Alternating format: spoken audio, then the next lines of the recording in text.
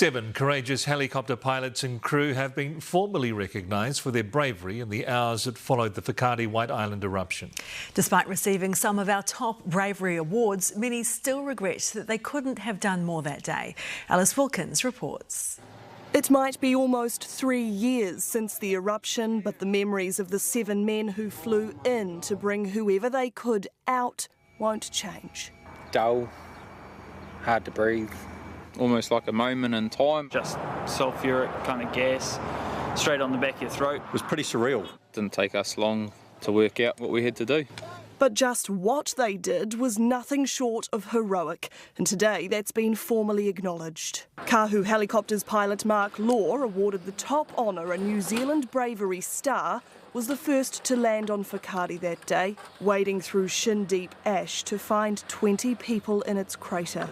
There was a number of people that are already deceased, sadly, rendering first aid and just sort of reassuring them that we were there to help them. Tom Story and Jason Hill, each awarded a New Zealand Bravery decoration, were flying close behind, prepared to rescue, hoping they didn't have to. But when the 3 men realised the extent of the disaster and heard the Westpac chopper had been stood down, they decided they would bring people home.